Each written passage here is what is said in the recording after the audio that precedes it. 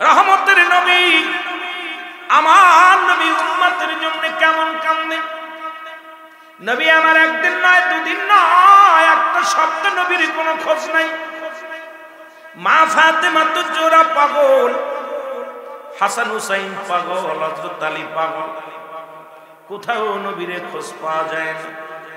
নবী আমার একদিন নয় দুদিন নয় 7টা দিন পার হয়ে গেল।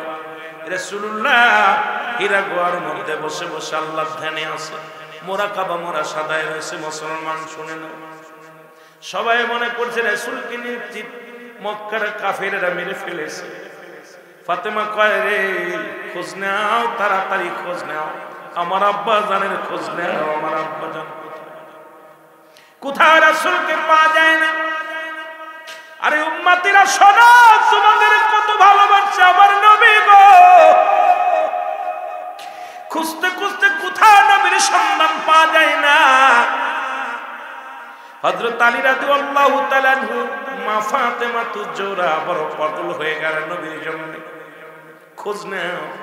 হযরত আবু বকর সিদ্দিক রাদিয়াল্লাহু তাআলা আনহু খুঁজতে লাগলেন, হযরত উমর ফারুক রাদিয়াল্লাহু তাআলা আনহু খুঁজতে লাগলেন গো। হযরত উমর ফারুক শুধু নয় বাবারা শুনে না, হযরত উসমান গনি রাদিয়াল্লাহু তাআলা আনহু খুঁজতে লাগলেন। খুঁজতে খুঁজতে রাখালিরা দে ফাতেমা ডাকতে বলে, রাখালিরা রে তোমরা কি আমার আব্বা জানকে দেখেছো? রাখালেরা বলে ফাতিমা রে তুমি নাম কি? বলে আমার নাম ফাতিমা। বলে তোমার আব্বারে আমরা চিনি না, তবে একটা পাগল আর 7টা দিন ওই গুহার মধ্যে বয়া বয়া ইয়া রাব্বি হাবলি উম্মতি বলে কান্দে। ওই কান্না শুনিয়ে আমাদের বকরিগুলো খানা খাই না, আমাদের উটগুলো খানা খাই না। ওই পাগলটারে আমরা উঠাইতে পারি না রে। সারাদিন রাত 24টা ঘন্টা ওই গুহার মধ্যে বইয়া বইয়া নবী আমার কান্দে। ফাতেমা তো জোড়া ধরে যায় বলে আরে রে রাখালেরা রে কই আমার আব্বা জান। রাসূলের পা গেলেন, ফাতেমা ডাকতে বলে আব্বা জান। মানে আব্বা জান আপনি মাথা তোলেন গো আমার আব্বা জান, আমি ফাতেমা আপনার কাছে এসেছি, একটু মাথা তোলেন, কথা বলবো গো আমার আব্বা জান। ফাতেমা ডাক দেয়, নবী কথা বলে না। ফাতেমা ডাক দেবি না, বলে আব্বা জান আপনার কি হাসান হুসাইনের জন্য মায়া লাগে না? বলেন না। বাবা গো আপনার কি আলীর জন্য মায়া লাগে না? বলেন না।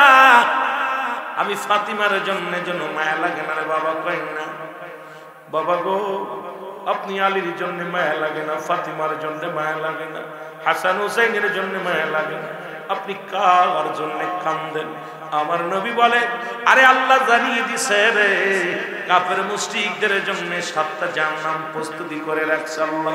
আল্লাহ বলেন দাতুলিল কাফিরিন, ওই কাফের বেঈমান মুনাফিকদের জন্য 7টা জাহান্নাম প্রস্তুতি করে রাখছে। আমি নবী কান্দি রে ফাতিমা, আমি হাসানের জন্য কান্দি না, হুসাইনের জন্য কান্দি না, আমি নবী কান্দি আমার উম্মতের জন্য। নবী কাঁদতেছে কার জন্য? আর সেই উম্মতিরা আঘাত করে কেমনে নবীরে, সেই নবীরে কেমনে আঘাত করে উম্মতিরা রে, কেমনে সেই নবীর বিরোধিতা করো, কেমনে সেই নবীর সঙ্গে দুশ্মনী করো। এই যে মাস আসছে রে, এই যে মাস আসছে পবিত্র মাস রজব মাস, 27 রজবে রাসূল চলে গেলেন মেরাজে। আলেমরা তো সবাই জানেন বাবা ইতিহাসটা, মেরাজের ইতিহাস। যেহেতু মাসটা আছে রমজান মাসের প্রস্তুতিমূলক মাস, এই মেরাজের রাত্রে নবীজি যখন গেলেন, রব্বে কারিম ডাক দে কয় হাবিব গো এক একজন নবীরে আমি এক একটা নিয়ামত দিয়েছি, আপনি কি চান বলেন। নবীজি ডাকতে বলেন নবীর কাজ এবার আল্লাহর সঙ্গে কোনো পর্দা নাই। এই ওয়াজ করলে শরীয়তের মৌলবীদের মাথা গরম হয়ে যাবে। রুল আমিন কয় কি এখন সব নবীর পর্দার মধ্যে আমার নবীর কোনো পর্দা নাই, এবং পাশাপাশি রব্বে কারিমের সঙ্গে বসে আলাপ করে। আমার আল্লাহ ডাকতে কয় হাবিব রে আপনি বলেন কি চান আমার কাছে? সমস্ত নবী পয়গম্বরদের জন্য আমি পার্সোনাল একটা নিয়ামত রেখে দিয়েছি, আপনার জন্য রেখে দিয়েছি, আপনি কি চান? আমার নবী কাম উম্মত, আমার আল্লাহ কয় হাবিব রে, আপনি দুনিয়া যখন আপনি রূহের জগতে ছিলেন তখন চাইলেন উম্মত, যখন আপনার দুনিয়ায় পাঠাইলাম চাইলেন উম্মত, যখন আপনাকে ওহী মাধ্যম দিলাম তখনও চাইলেন আপনি উম্মত। এখন আমি পার্সোনাল ডাকতে নিয়ে আইলাম আলাপ করব, নবী গো এখানে চাও উম্মত। আমার নবী ডাক দেখো আমার রব্বি কারীম সঙ্গে যারা বিরোধিতা করে, কত বড় গাত্তা, কত বড় বদ। দেখেন একটা কথা বললে বুঝতে পারবেন। আমার বাবারা, আমার রাহমাতুল লিল আলামিন, ও যুবক শোনো গো, কালেমার দাওয়াত দেন। কিসের দাওয়াত? দাওয়াত কি আদম নবী থেকে শুরু করে সব নবীর একই দাওয়াত। আদম বলে লা ইলাহা ইল্লাল্লাহ, আদম শফিউল্লাহ। ইব্রাহিম বলে লা ইলাহা ইল্লাল্লাহ, ইব্রাহিম খলিলুল্লাহ। ঈসা বলে লা ইলাহা ইল্লাল্লাহ, ঈসা রূহুল্লাহ। মুসা বলে লা ইলাহা ইল্লাল্লাহ, মুসা কালিমুল্লাহ। আর আমার নবী বলে লা ইলাহা ইল্লাল্লাহ, মুহাম্মাদুর রাসূলুল্লাহ। জোরে জোরে চিল্লায় বলা যাবে না মারহাবা। প্রথম জীবনে রাসূল এরকম কালেমা দিয়ে আসলেন, কালেমার দাওয়াত দিতেছেন। রাসূলুল্লাহ সাল্লাল্লাহু আলাইহি ওয়াসাল্লাম দাওয়াত দিতে গেছেন, এমন ভাবে রাসূল দাওয়াত দিয়ে আসতেছেন। এদিকে আমার রাসূলকে পৃথিবীর মধ্যে যত নির্যাতন নিপীড়িত অসংখ্য কাফেরেরা আমার নবীরে কষ্ট দিয়েছে, এত যন্ত্রণা দিয়েছে রাসূলকে। এই কালেমার দাওয়াত দিতেছে। আবু জেহেল রাসূলের দুশমন, নাম কি? জোরে বলেন নাম কি? আবু জেহেল। কথাটা আপনাদের বোঝানোর জন্য আমি কথাটা বলি, একটু খেয়াল করেন। রাসূলের দুশমন রাসূল হলো আবু জাহেল। রাসূল কালেমার দাওয়াত দেন, এটা মানতে পারে না। আবু জেহেলের মনে বড় কষ্ট, আবু জেহেল বড় কষ্ট পাইল। রাসূল যেখানে যায় সেখানে কালেমার দাওয়াত দিয়ে চলে আসে। দলে দলে মানুষ কালেমা পড়ে, ইসলাম ধর্ম কবুল করে। আবু জেহেল মানতে পারে না, উনিও পরাজয় মানে। আবু জেহেল একা একা বইয়া কাঁদতেছে, একা একা বইয়া কাঁদতেছে। এখন আবু জেহেলের কান্না দেইকা মাস্টার ইবলিস যাচ্ছে ওই রাস্তা দিয়ে। ইবলিস কয়, আবু জেহেল তুমি কান্দো কেন? কয় কাঁদছি কি আর সাদে, বাতিজা মুহাম্মদ তার বাবা নাই, তার মা নাই, এতিম মানুষ, সে যে সবাইরে পাগল বানায় কালেমা পড়ায় মুসলমান বানায়, বাপদাদার ধর্মটা একদম শেষ করে দিচ্ছে। এই কষ্ট আমার বুকের ভিতরে। এত মানুষকে বুঝাইতেছি, কেউ কি ওরে একটু কেউ মেরে দিতে পারলে সবচেয়ে বেশি ভালো হতো। ওরে যদি কেউ মারতে পারতো, যার কাছে যায় সেই বলে আবু জেহেল। আবু জেহেল কয় তুমি মারো, আমি কেমনে মারি রে? কারণ আমার রাসূলকে বাপ নাই মা নাই যখন মুখের দিকে তাকায়, কারণ মারতে চাই, মন চাই মেরে ফেলি, কিন্তু যখন ওর সামনে যায়, যখন চেহারা মুবারক দেখি সব ভুলে যায়, তখন আর মন চায় না মারতে। আল্লাহু আকবার বলেন। রাসূলের ভিতরে যখন রাসূলুল্লাহর সাথে তাকায় মানুষ, তখন রাসূলকে আর আক্রমণ করতে পারবে না। আমার মুসলমান গভীর মনোযোগ।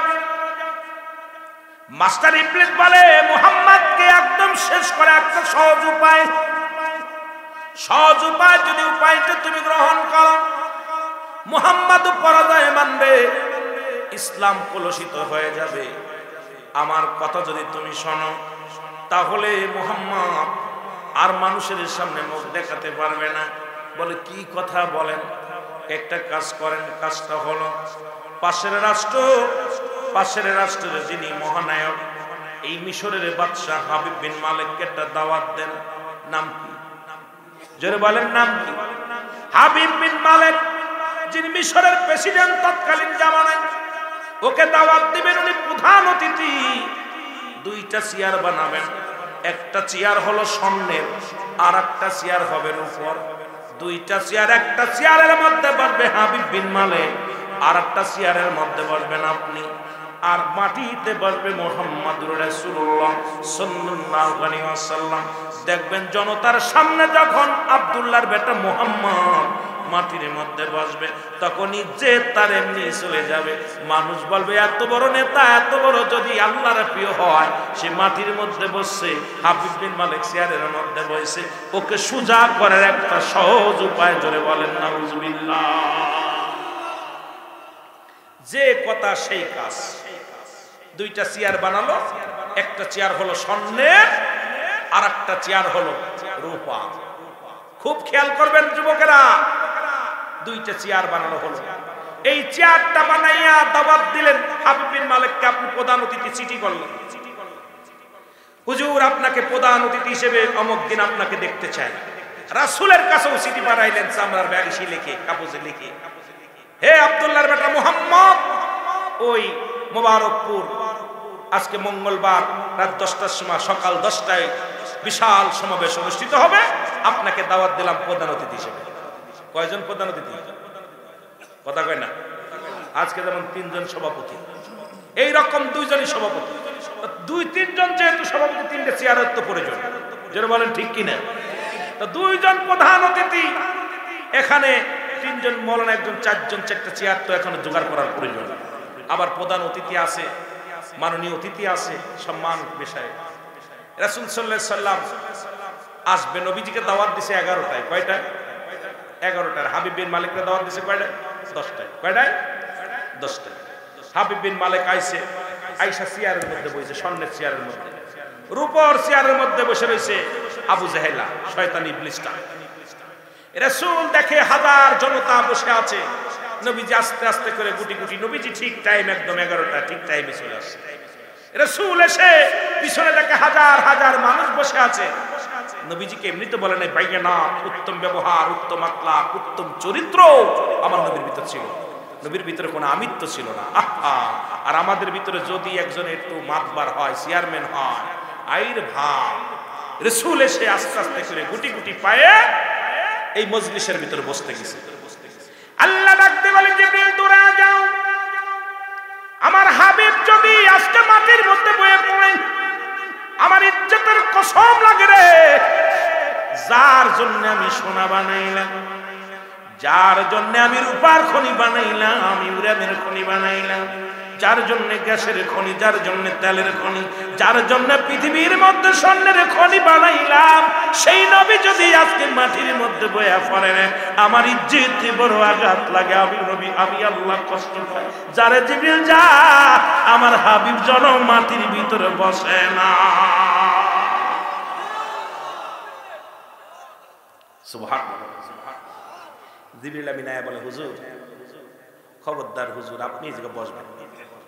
নবী কয়, জিবরিল, জিবরিল তো দাহিয়াতুল কলবে সুরত ধরে আইছে, নবীজির কাছে আছে দাহিয়াতুল কলবে সুরত ধরে। নবীজি চিনছে, কিন্তু সবাই তো দেখছে নবীর পাশে তো এটা থাকে, অনেকেই দাহিয়াতুল কলবে দেখছে, কিন্তু সবাই জানে নবীর আরেক সাহাবী ওইটা, কিন্তু ও যে জিবরিল আমিন এটা মানুষ বুঝতো না। নবীজি জিবরিল কেন আমার বারান্দা বসছে? তো কয়, হুজুর ওই স্বর্ণের খনি বানাইছে আল্লাহ আপনার জন্য, রূপার খনি বানাইছে আল্লাহ আপনার জন্য। আপনাকে যদি না পাঠাইতো আল্লাহ, স্বর্ণ, রূপা, ইউরিয়াম, তেল, মোবিল যা আছে কোনো কিছু পাঠাইতো না। সুতরাং আর হাবিব বিন মালিক আপনার সামনে স্বর্ণের চেয়ারে বইব, আবু জাহেল রূপার চেয়ারে বইব, আমি তো আল্লাহ মানতে পারছি না, এই জন্য আপনাকে বসতে বারণ করছে। ধৈর্য ধরে সুবহানাল্লাহ। রাসূলুল্লাহকে দেখে আবু জাহেল মিসকে মিসকে হাসে।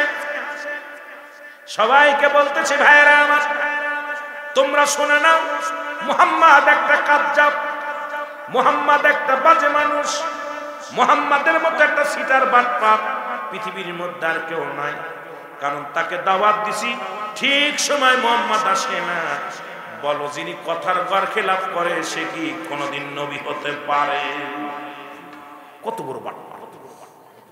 বলতে তো তোমরা বলো, সে যে নবী বলে দাবি করে আমার ভাতিজা, একই বাড়ির মানুষ, কিন্তু ওরে দাওয়াত দিলাম এত পরে আসলে, তোমরা এসে 1 ঘন্টা আগে, 1 ঘন্টা পরে। তো যে ব্যক্তি কথার গর খেলাফ করে সে কি নবী হতে পারে?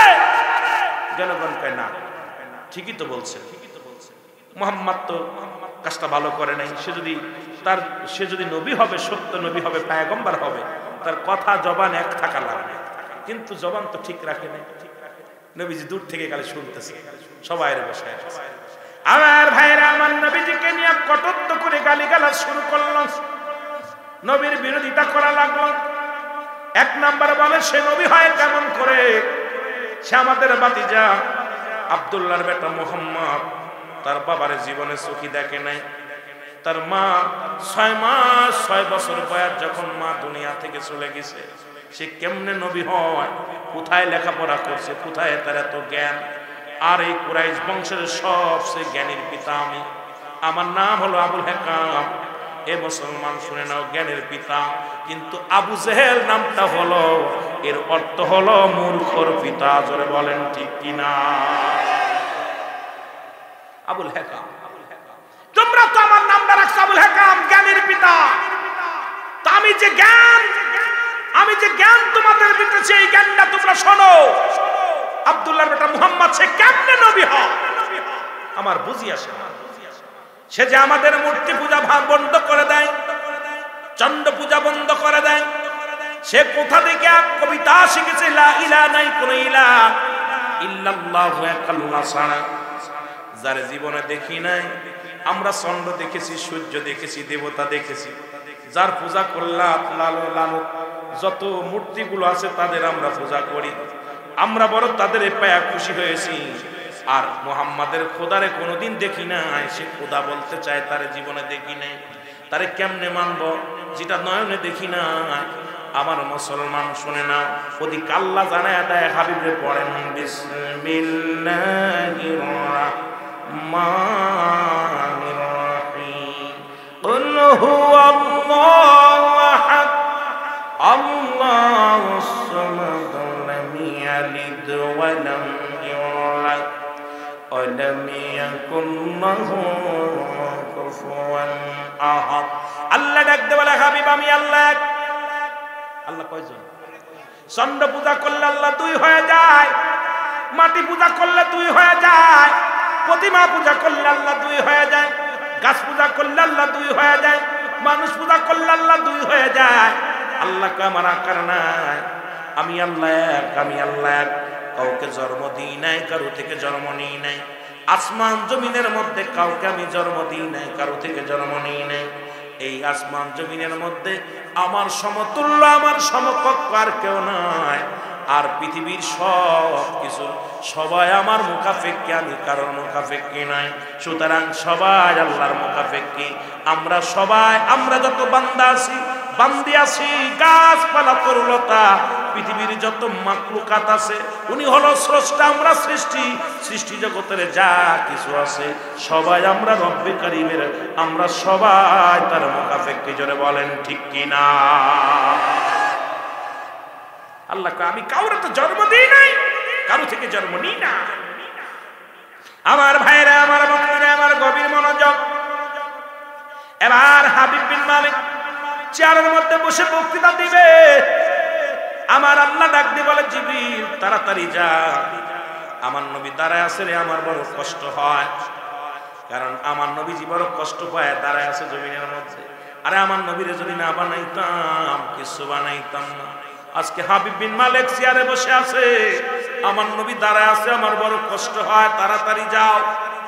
জিবরিল আমিন চলে আসছে। মুসলমান সুরত ধরে নয়, জিবরিলকে কেউ দেখতে পাচ্ছে না। হাবিব বিন মালিকের পাশে এসে দাঁড়াইলেন চেয়ারের সামনে। আমার আল্লাহ কয়, জিবরিল রে তাড়াতাড়ি করো রে, নামাও, চেয়ার থেকে নামাও। ডাক দে কয়, জিবরিল আমিন আল্লাহ কেমনে নামাইব? ওরে কেমনে নামাইব? কয়, ওর 2 আগে ডান ধরে কান ধরে টান মারো। ডান কান ধরে যখন টান মারছে, হাবিব বিন মালিক লোকজনকে কিরে, লোকটা চিৎকার মারে কেন? এ কোন বদমাইশ? প্রধান অতিথি চিৎকার মারে, সবাই হাসা হাসা শুরু করছে। আবু জেহেল কয়, কি হলো? তুমি প্রধান অতিথি শুরু করছো? কান চলে যাচ্ছে, তুই প্রধান অতিথি, কান ধরে টান। আবু জেহেল কয়, কেউ তো দেখি না। দেন দিয়ে আমরা 2 জন 2 পাশে, ভাই কান ভাই ধরবো না, এ ধরবো, কেউ তো দেখি না, তোর কান ধরে কে?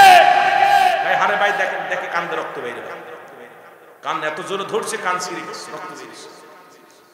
এবার হাবিব বিন মালিক কোটেন, আল্লাহ কয়, হাবিব বিন মালিক উঠছেন? কয় না, কয় বাম কান ধরে টান মার।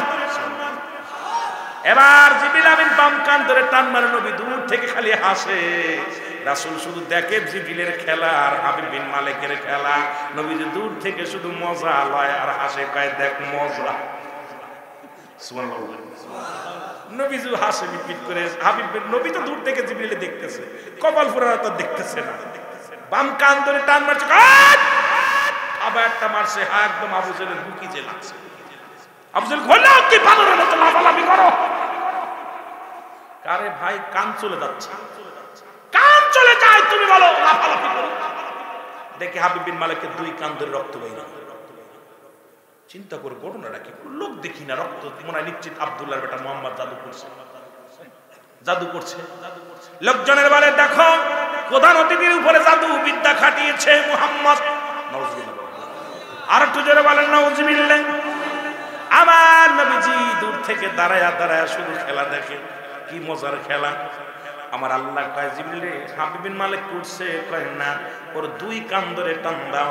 এবার দুই কান যখন ধরছে, হাবিব বিন মালিক লাফ দিয়ে যায় নিচে বসে পড়ছে। জোরে বলেন সুবহানাল্লাহ। সিয়া সাইরা দিয়ে সামনে দিয়ে বসে পড়ছে। জিবরিল আমিন কয়, তাড়াতাড়ি আমার নবীর হাত ধরে নিয়ে আয়। জিবরিল তাড়াতাড়ি যা, আমার হাবিব দাঁড়ায় রয়েছে, অনেকক্ষণ হয়ে গেছে, ডাক দে নিয়ে আয়। নবীজির হাত যে ধরলেন। জিবরিল আমিন কয়, হুজুর আপনার কপাল দিয়া ঘাম ঝরে, দাঁড়িয়ে আছেন, আপনার কষ্ট হয়, তাড়াতাড়ি আসেন। রব্বুল আলামিন আমাকে বলছে তাড়াতাড়ি চেয়ারের মধ্যে বসতে যায়। আমার নবীরাই না হাবিব বিন মালিকের সামনের চেয়ারের মধ্যে বসায়া দিছে। জোরে বলা যাবে না সুবহানাল্লাহ। রাসূলুল্লাহ চেয়ারের মধ্যে বসে, লোকজন সবাই অবাক, কে বা ওরে ফেলাইলো নিচে, আর কে বা ওরে বসাইলো? ওই লোকটাকে দেখলাম পিছে, ওই লোকটা আনলো কে? সবার ভিতরে একটা হইচই শুরু হয়ে গেল। আবু জাহেল কয়, তোমরা ধৈর্য ধরো, দাঁড়াও, এর একটা বিহিত হবে। আজকে জাদু বিদ্যা করেছে মুহাম্মদ আমাদের উপরে। এ মুসলমান শোনো, ওদিকে তো আল্লাহ ঘোষণা করে তিন শ্রেণী মানুষের আল্লাহ পাক দুনিয়া থেকে গজব দিবে। কবর পর্যন্ত যা লাগবে না, মৃত্যুর পরে না, মৃত্যুর আগে এদের বিচার করব আল্লাহ, কঠিন আযাব দিব। তার মধ্যে এক নাম্বার হলো, আল্লাহ বলেন ভালো করে জেনে নেন, আজকে আমার ওয়াজ ছিল কিয়ামতের ওই ভয়াবহতা নিয়ে একটু আলোচনা, যদি সময় পায় যাব, কিন্তু আলোচনার মধ্যে বাবা শুনে নাও, তবে মাঝে মাঝে একটু কইতে হবে, না কইলে কমিটি কইব আমাদের কথা কইল না, বিপদ। তিনটা মানুষের, তিন শ্রেণী মানুষের দুনিয়ার মধ্যেই গজব হবে, তাদের আযাব হবে, তাদের বড় কঠিন আযাব হবে। তার মধ্যে এক নাম্বার হলো, যে সমস্ত ব্যক্তি একটা নারীর উপরে তহমত দিয়েছে। হয়তো আপনি রাস্তা দিয়ে দেখলেন একটা মেয়ের মাথায় কাপড় নাই, একটা মেয়ের গায়ে কাপড় নাই, এই মেয়েটা চলতেছে, হঠাৎ করে আপনি মন্তব্য করলেন মেয়েটা বাজে। ওই মেয়েটাকে আপনি যখন মিথ্যে তহমত দিবেন, আল্লাহ রাব্বুল আলামিন বড় কষ্ট পায়। ওই নারীদের উপরে যখন মিথ্যা তহমত দিবেন, আল্লাহ রাব্বুল আলামিন বলে ওই ব্যক্তির দুনিয়ার মধ্যে থেকে গজব শুরু হয়ে যায়। মৃত্যুর পর মৃত্যু পর্যন্ত আল্লাহ অপেক্ষা করে না, যতই সে তওবা করুক। দুনিয়ার মধ্যে এত কঠিন বাদি তারা দেওয়া হয়, এমন কবাব দেওয়া হয়, দরিদ্রের খাতায় নাম লেখা হয়, দুনিয়ার মধ্যে তার আযাব, কঠিন আযাব, রোগ বালা মুসিবত দিয়ে দেওয়া হয়। কারণ এই জন্য কোনো নারী দেখলে, কোনো মেয়ে দেখলে মন্তব্য করা যাবে না এটা বাজে মেয়ে, এটা দেখেই বলা যাবে না, পোশাক দেখে তারা বলা যাবে না এটা বাজে মেয়ে। মুসলমান শোনো, নবীজি বলছে খবরদার, খবরদার, কোন নারীর উপরে মিথ্যা তহমত দেওয়া যাবে না। এক নাম্বার খবরদার, কোন মহিলাকে দেখেই, কোন মেয়েকে দেখেই মন্তব্য করবেন না।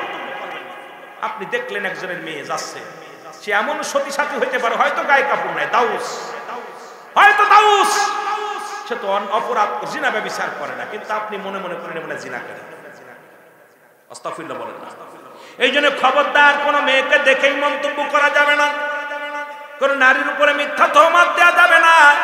দুই নাম্বার নবী বললেন, যারা কালো জাদু করে, মানুষকে জাদু করে, জাদু বান্টনা করে, আল্লাহ নবী বললেন এই দুই শ্রেণী মানুষের, এই প্রথম দুই নাম্বার হলো যারা কালো জাদু করে মানুষের উপরে, আল্লাহ রাব্বুল আলামিন দুনিয়ার ভিতর থেকেই তাদের আযাব দিয়ে দেয়, মৃত্যুর আগেই তাদের আযাব হয়, তাদের প্যারালাইসিস করে দেয়, নাই তাদের একটা অঙ্গ ফেলায় দেয়, না দুনিয়ার মধ্যে কঠিন বিপদের মধ্যে ফেলে দেয়, না এমন কঠিন রোগ তার দেহের মধ্যে দিয়ে দেয়, এই রোগগুলো টানতে টানতে তার জীবনটা চলে যায়।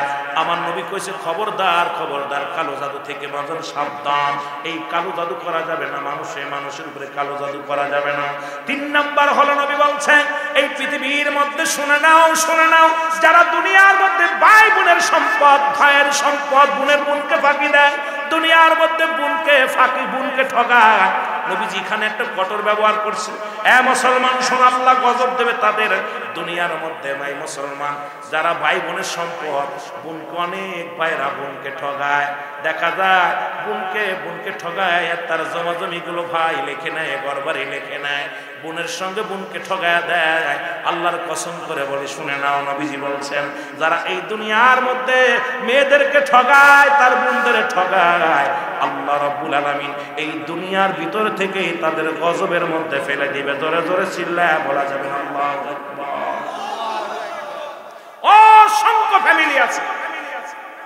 অসংখ্য ফ্যামিলি আছে যারা ভাই বোন জমি জমা লেখে, হয়তো 200 টাকা দিয়ে একটা দিয়েছে, 10,000 টাকা 5,000 টাকা দিয়ে সব লিখে নিয়েছে।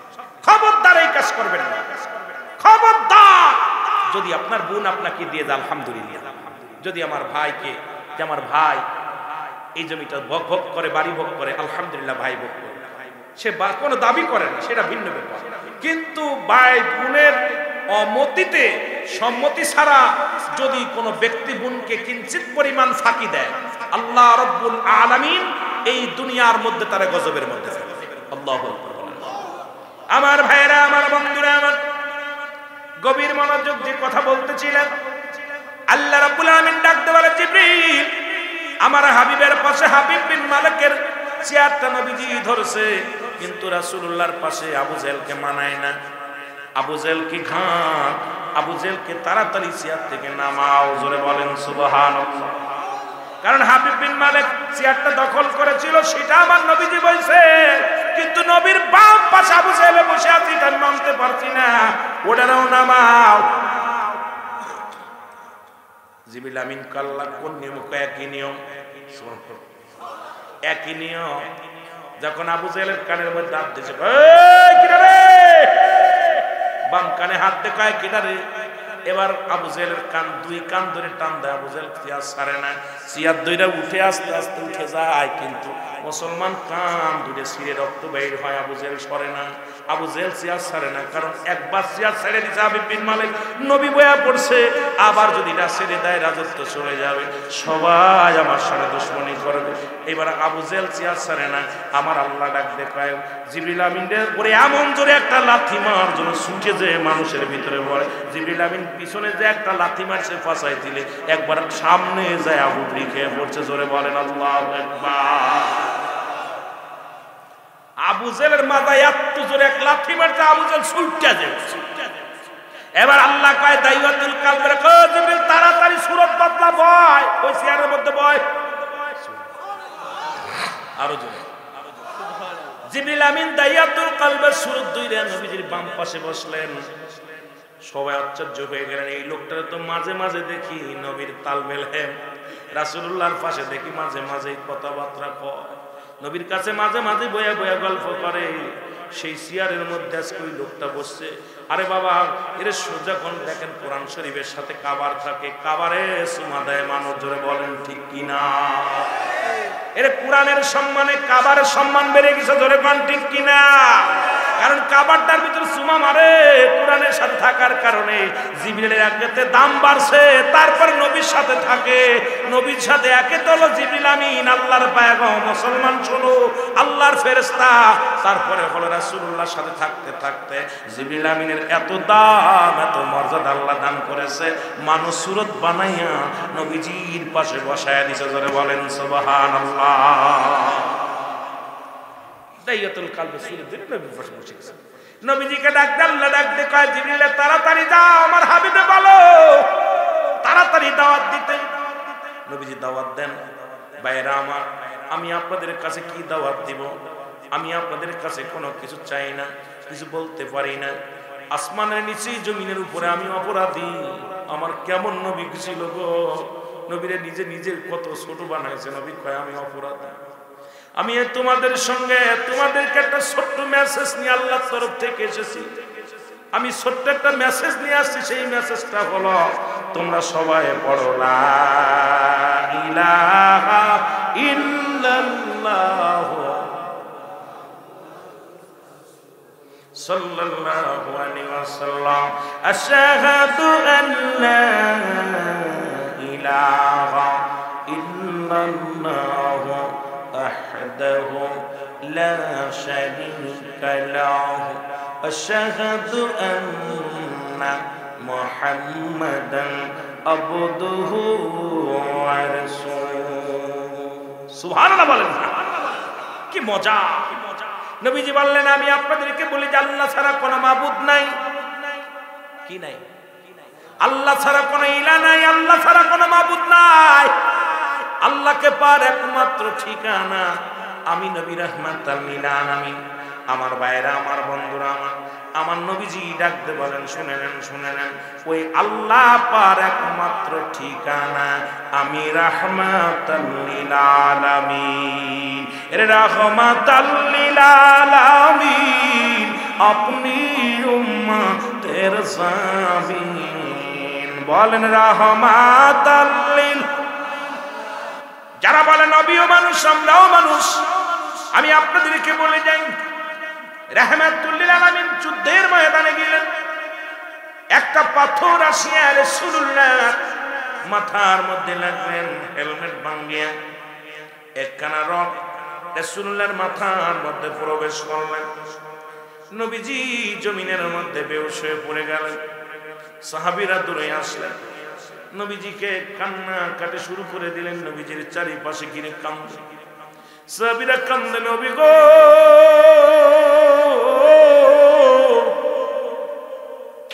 যদি আমার নবীর কিছু হয়ে যায় রে, আমরা কি বাঁচব? নবীর প্রেমে আসক্ত হইয়া সাহাবীরা কাঁদতে শুরু করলো রে। দূর থেকে এক সাহাবী দৌড়ে আসলেন। সাহাবীর নাম হলো মালিক ইবনে সিনান। সাহাবীর নাম কি? জোরে বলেন, নাম কি?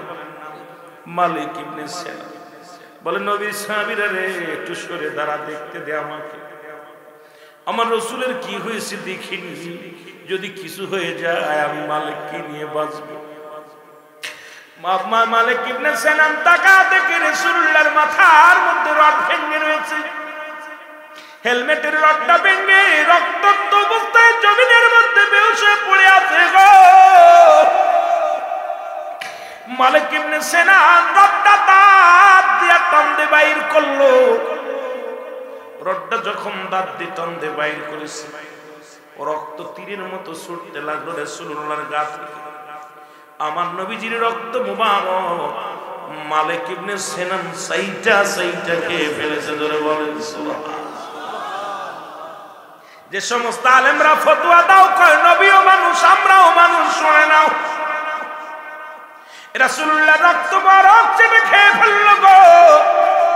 সাহাবীরা বলে এ মালিক ইবনে সিনান তোমার ঈমান চলে গেছে, কারণ মানুষ মানুষের রক্ত খাইতে পারে না, তুমি মানুষের রক্ত পান করলা, তোমার ঈমান চলে গেছে।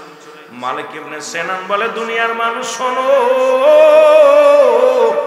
পৃথিবীর সবার কাছে রাসূলুল্লাহর রক্ত মুবারক হারাম হইতে পারে, আমি মালিক ইবনে সিনানের কাছে 100 বার 1000 বার হালাল।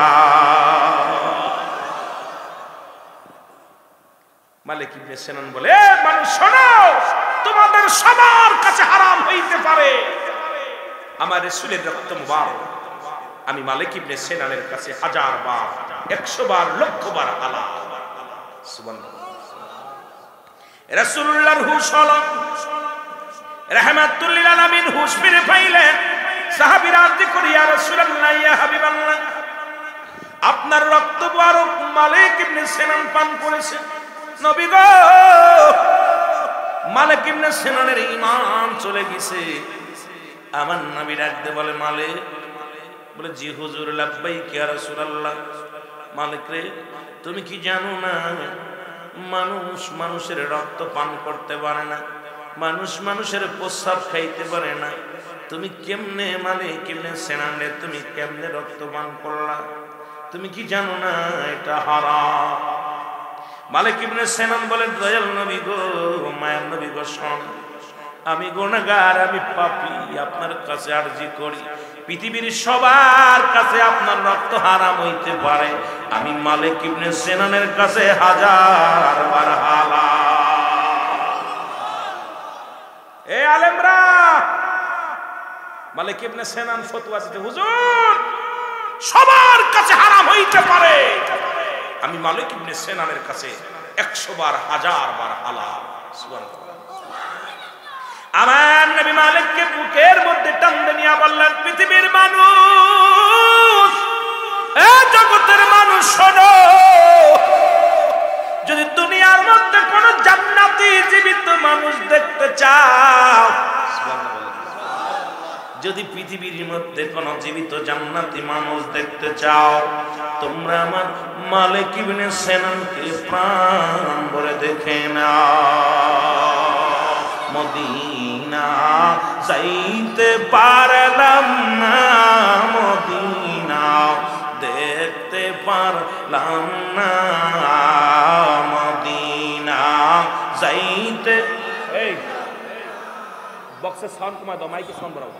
মদিনা যাইতে পারলাম না, বলো মদিনা যাইতে পারলাম না, মদিনা, একবার বক্স বন্ধ দাও, বক্স বন্ধ, খালি মাইক।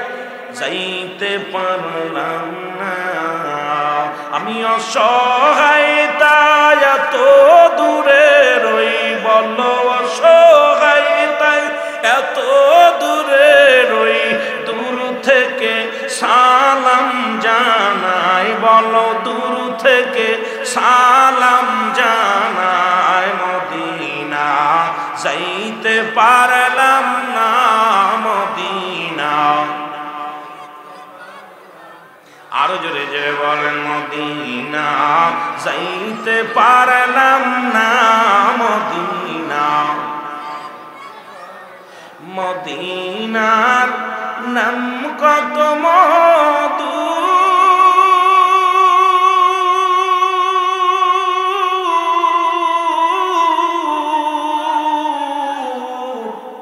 মদিনা আর যে কত দূর,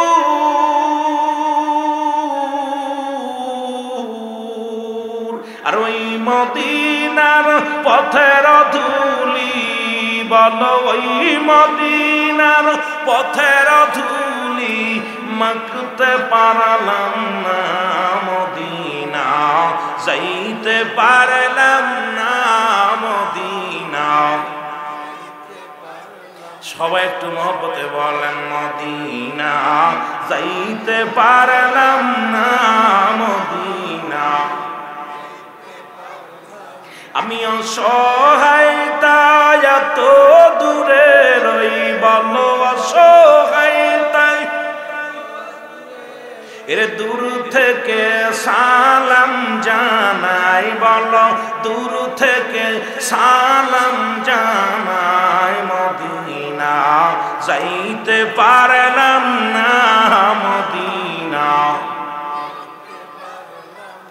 মদিনার নাম কত সুন্দর,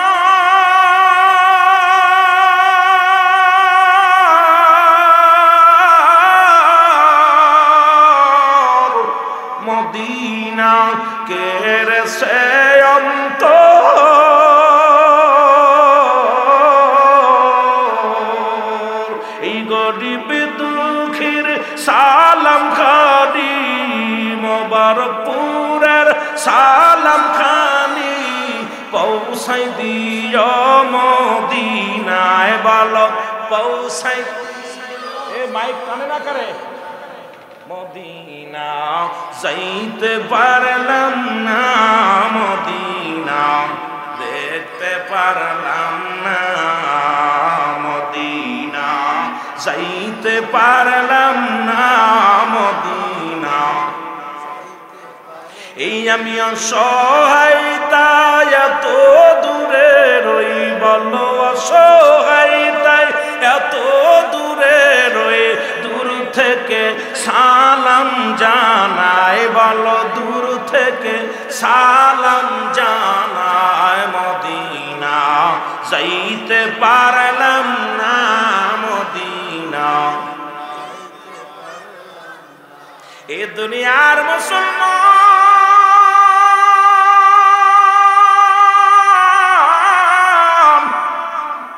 আমি কয়েকটা কথা বলে যাই সিলেটবাসীর জন্য গো। আজকে সিলেটের জমিনে যদি এমন কোন ব্যক্তির সুলকে নিয়ে কটূক্তি করে, আমি অনুরোধ করবো ঝাড়ু পিটা দিয়া তারে সিলেট থেকে সিলেট শহর সরা করা লাগবে। এই জমিনের মধ্যে দুশ্মনের রাসূলদের জায়গা দেওয়া যাবে না, জোরে জোরে চিল্লা বলা যাবে না, ঠিক কিনা? রাসূল পাক সাল্লাল্লাহু আলাইহি ওয়াসাল্লাম পায়খানা মুবারক, ভালো করে ওয়াজ শুনুন, পায়খানা মুবারক। রাসূল আকরাম সাল্লাল্লাহু আলাইহি ওয়াসাল্লাম পায়খানা গেলেন, জরুরত কাজ শুনলেন। রাসূলের বিবি আম্মা জান খাদিজাতুল কুবরা দৌড়ায়া গেলেন রাসূলুল্লাহর পায়খানা দেখার জন্য। দেখি নবীজি পায়খানা কেমন করছে দেখে আসি। পাথরে পাথরে আগুন জ্বালাইয়া রাসূলুল্লাহর পায়খানা মোবারক খুঁজতেছিলেন, খুঁজতে খুঁজতে ঘাম ঝরতে লাগলেন। আম্মা জানের গা দিয়ে দর দর করে ঘাম ঝরতে লাগলেন। জমিন ডাকতে বলে রব্বি কারীম।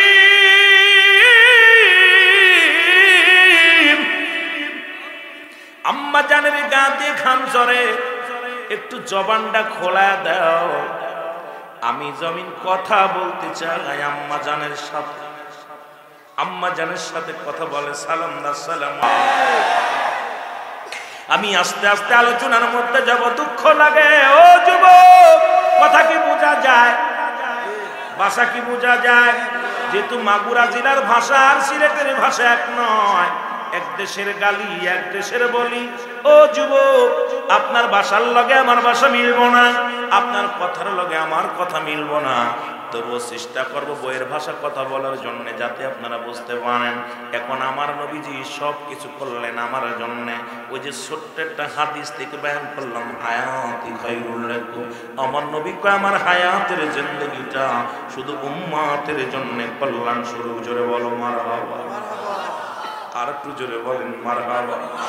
এই দুনিয়ার মুসলমান শোনে না, এই নবী আমার, আরে আবার নবীজি বিয়ে করলো। মুসলমান নবীর বয়স যখন 25, আম্মা জান খাদিজাতুল কুবরার বয়স তখন 40, আবার নবীর বয়স যখন 53, বিয়ে করলো 6-7 বছরের বয়স ছোট্ট একটা মেয়ে।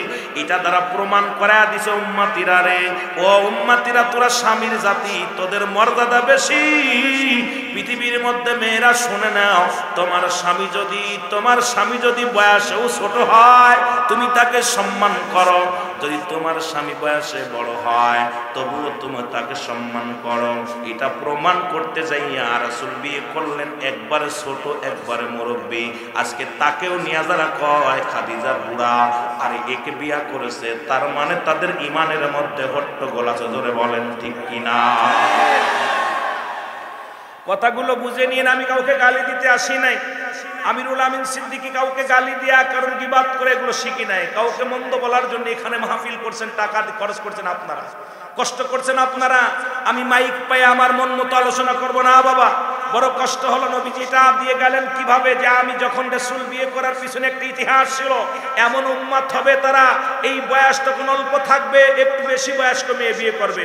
তখন মা খাদিজা নবীজিকে এত ভালোবাসছে, নবীজি সারা জীবন যতদিন দুনিয়াতে শরিয়াতের জগতে ছিল, আমার নবী রাহমাতুল লিল আলামিন খাদিজার কথা বলতে পারে নাই। জোরে বলেন ঠিক কিনা?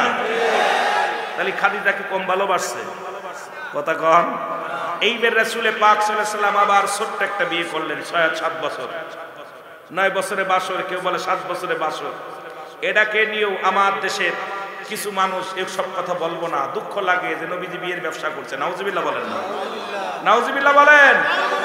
আরে যদি এটাই তোমার বোন লাগে, নবীজি 14 জন বিয়ে করছে, তুমি কয়টা করছে? একটা করছে, ঠিক আছে, ব্যবসা করছে। আমার নবীজি জানাজা কয়জন পড়াইছিল? তোর জানাজা এত মানুষ দরকার কেন? জোরে কোন ঠিক কিনা? তোমার জানাজায়, মন্ত্রীর জানাজায় হাজার হাজার মানুষ, লক্ষ মানুষ, জনতা, তুমি নিয়ে আসো, ঢল ফেলিয়ে দাও। কিন্তু রাসূলুল্লাহর জানাজা কে পড়িয়েছিল? রাসূলুল্লাহর জানাজায় কত হাজার লোক ছিল আমাকে বলতে হবে। আজকে তুমি খালি রাসূলকে নিয়ে কটুক্তি করলে, কিন্তু রাসূল যে আপনার আমার জন্য একটা দিক নির্দেশনা হয়ে উম্মতের কান্ডারি হয়ে এসেছিল, এই চিন্তা মাথার মধ্যে নাই। জোরে বলেন ঠিক কিনা?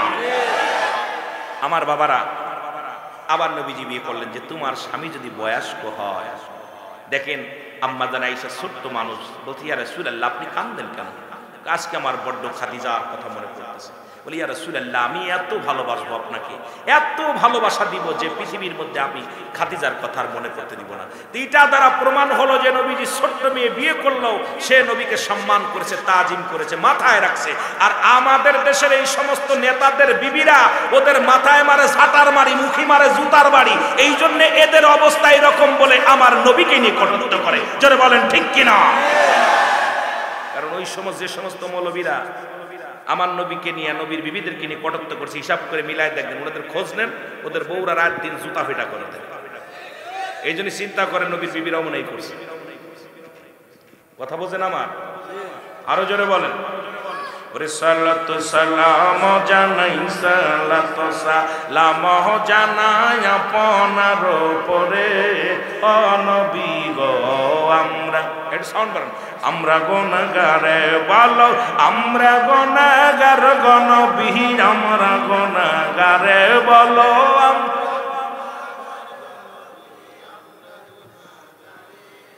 ও নবী গো, ও নবী, ও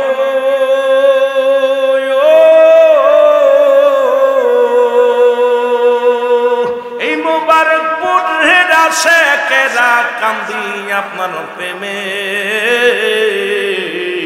দেখা দিয়া শান্ত করো, দেখা দিয়া শান্ত করো একটি বার আমারে ও নবী গো। আমরা গুনাহগারে বলো, আমরা গুনাহগার গো নবী, আমরা গুনাহগারে বলো। এই মাইকে সাউন্ড বাড়ান।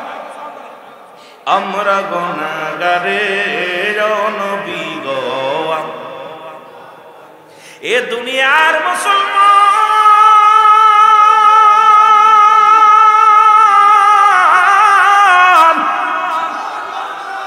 আবার নবীজি মারা গেছে, যে সমস্ত মৌলবীরা কয় নবী মারা গেছে, আমি তাদেরকে বলি নবী কি কয় শুই না নাও। নবী কয় ও ফাতি খায়রুল লাকুম। নবী কয় আমার উম্মতিরা গো, আরে আমি নবী দুনিয়া থেকে বিদায় নিলাম আমার উম্মতের জন্য। যারা কয় নবী মারা গেছে, নবীও মানুষ, আমরাও মানুষ, নবীরা হলো গুনাহ থেকে মুক্ত, আমরা গুনায় যুক্ত। জোরে বলেন ঠিক কিনা? নবীরা হলো মাসুমের মাসুম, আমরা হলাম গুনাহ মার্কা মানুষ। নবীর কথা আমার কথা নয়। নবী কয় ও ফাতি খায়রুল লাকুম, আমার ওফাতটাও। আরে আমার মুসলমান, নবী কয় উম্মতিরা রে আমি নবী বিদায় নিলাম, এটা আমার উম্মতের জন্য কল্যাণ স্বরূপ। কারণ পৃথিবীর মধ্যে যদি কোন উম্মত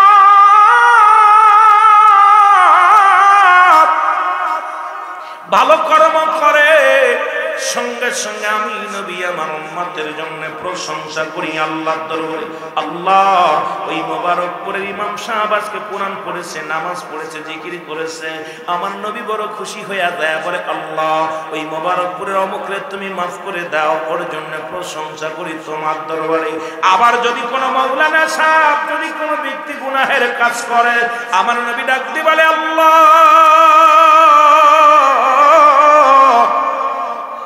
আমার অমুক উম্মত অমুক জায়গা গুনাহের কাজ করেছে, তুমি তারে মাফ করে দাও। নবী আমার ইস্তেগফার করে আর মাফ চায়। এমন নবীর উম্মত হইলাম, অন্যায় করি আমি মাফ চায় আমার নবী, অন্যায় করি আমি ক্ষমা চায় আমার নবী। আমি মাঝে মাঝেই বলি অন্যায় করে ছেলে মাফ চায় বাবাই, অন্যায় করে গ্রামের ছেলে মাফ চায় চেয়ারম্যান মেম্বার যাইয়া। এমন নবীর উম্মত হইলাম, ভুল করি আমি ক্ষমা চায় আমার মায়ার নবী। আস্তে কইলেন, কথা কি বুঝেছেন? না বুঝা সুবহানাল্লাহ কইলেন। অন্যায় করে ছেলে মাফ চায় বাবায়, অন্যায় করে গ্রামের ছেলে মাফ চায় চেয়ারম্যান মেম্বার যায় গোপনে, যে ভাই যান ছেলেটা তো দোষ করে ফেলেছি, একটু মাফ করেছি। তো ওই চেয়ারম্যান জানে তোর মাফ করাইতে কত কষ্ট লাগছে, রাতের অন্ধকারে পায়ে ধরতে হয়। নবীজি বলতেছেন অন্যায় করে আমার উম্মতেরা, আর আমি নবী আমার উম্মতের হয়ে ইস্তেগফার করি, মাফ চাই আল্লাহর কাছে। ওমা ইয়াতি খায়রুল নাবী, এই মুক্তিশা রাসূল বলে আমি ক্ষমা চাই আল্লাহর দরবারে আমার উম্মতের জন্য। জোরে বলেন মারহাবা। এই নবীর পক্ষে থাকতে চাই কি চাই না? জোরে বলেন চাই কি চাই না? এই নবীকে নিয়ে যখন ব্যঙ্গ করে তখনই কলিজার মধ্যে আগুন জ্বলে।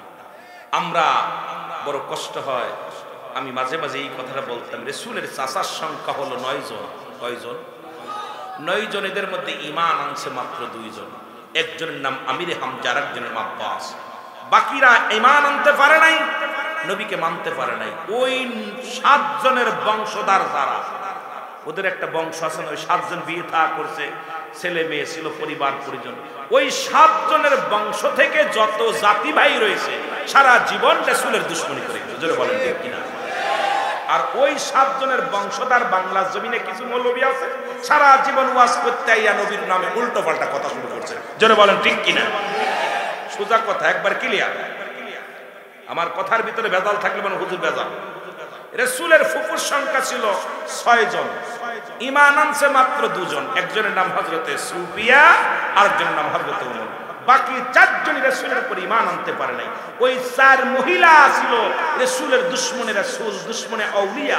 আজকে বাংলার জমিনে যে সমস্ত মেয়েরা নবীকে নিয়ে কটূক্ত করে, নবীর বিরোধিতা করে, আমি আপনাদেরকে সিনায়া দিয়ে যাই, এরা হলো দুশমনে রাসূল, ওই 4 জনের বংশধর। জোরে বলেন ঠিক কিনা? ক্লিয়ার? 4-5 ঘন্টা ওয়াজ করে লাভ নাই, অল্প বুঝতে হবে। এখানে ক্লাস হয়, যখন মাহফিল সেখানে ক্লাস, এখানে ভালোভাবে নোট নিতে হবে। কারণ আমাদের সারা রাত ধরে ওয়াজ শুনে কিচ্ছু নিতে পারলাম না, এটার দরকার নাই। 10 মিনিট বসবো, 10টা কথা এখান থেকে বুকের ভিতর ধারণ করে নিয়ে যাবো। ওই যে রাসূলের, এখন রাসূলের আহলে বায়াতরাও নবীকে কষ্ট দিছে, আর ওদের দোসর যারা কিয়ামত পর্যন্ত যারা দুনিয়ার মধ্যে আছে, এরা আমার নবীকে কটূক্ত করবে, নবীরে গালি দিবে। ওদের পিছায় হলো ওই যে ওরা বলছে নবী বাতিজা, আমার বাতিজা। এতিম মানুষও কেমনে নবী হয়? মানতে পারে না। আবু তালেব যেমন এত কষ্ট করলো নবীরে নিয়ে, নবীরে সবসময় কাছে রাখছে, আদর করছে, মহব্বত করছে, কিন্তু ভাতিজা মুহাম্মাদি কেমনে নবী হয়? কারণ